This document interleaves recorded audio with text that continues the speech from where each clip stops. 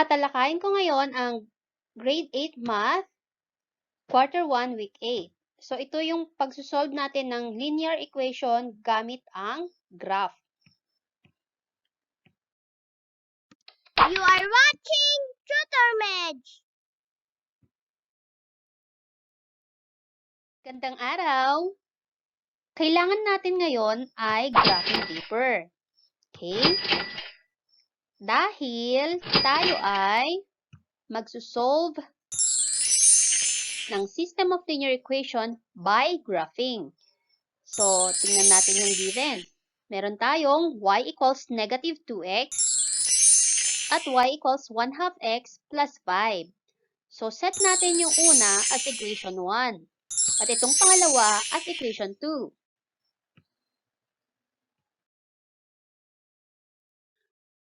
So, simulan natin. Identify the slope and y-intercept of equation 1. So, ano nga bang ating equation 1? That is y equals negative 2x. Ngayon, itong negative 2 natin, ito yung tinatawag nating slope. At kung mapapansin, wala namang nakasulat after negative 2x. Okay? So, ibig sabihin, yung nandito banda, ito yung tinatawag nating y-intercept. So, dahil walang nakasulat dito, ibig sabihin nun, sa 0 tayo magsisimula. Okay? Dito sa 0 yung una nating point. Next, gamitin natin itong slope para makapunta tayo sa next na point natin. Okay, paano yon? So, gagamitin natin yung rise over run. Pag sinabing rise, dito lang tayo along y-axis. Gagalaw. And then, run naman along x-axis. Okay? So, dahil magsisimula tayo dito sa 0, pwede tayong bumaba dahil negative 2. Baba ng 2 units and then mag-move tayo to the right ng 1 unit. Okay, bakit ganon? Dahil negative 2 divided by positive 1 will give us negative 2. So, take note, dapat ang slope natin ay negative 2. So, correct yon. Ngayon, mula dito sa second point natin, ganun ulit ang gagawin. Move down 2 units and then move to the right 1 unit. Okay? So, sa taas naman tayo.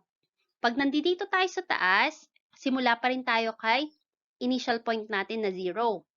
Okay? Target is negative 2 as slope. Ibig sabihin, pag tumaas tayo dun sa positive 2, yan, kailangan negative 2 yung kanyang sagot. So, ibig sabihin, pupunta tayo sa left para divided by negative 1, di ba? Okay, ulit. Mula dito sa ating 0, aakyat tayo 2 units. 1, 2, and move to the left by 1 unit. So that, eto na yung susunod nating point. Okay, gawin ulit natin. Pataas ng dalawa, 1, 2, and then to the left, this will be the next point.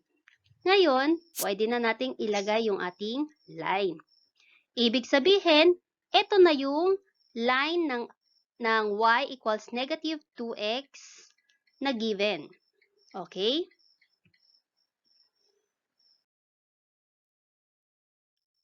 Proceed tayo. Next, let us identify the slope and y-intercept of equation 2. So, ang equation 2 natin ay y equals 1 half x plus 5. Yung positive 1 half dito, ito yung tinatawag nating slope. Okay? So, ito namang positive 5 natin, ito yung ating y-intercept. And take note, yung y-intercept, ito yung gagamitin natin para makapagsimula tayo sa pagplot ng ating points. So, ito ay makikita along the y-axis. So, that is positive 5. Yan ang ating unang point. Okay? So, ngayon, dahil positive 1 half yan, ibig sabihin, using the rise over run, tataas tayo ng 1 half, and then, going to the right by 1 unit. Okay, dahil 1/2 divided by positive 1 is still positive 1/2. Okay, so that will be our next point.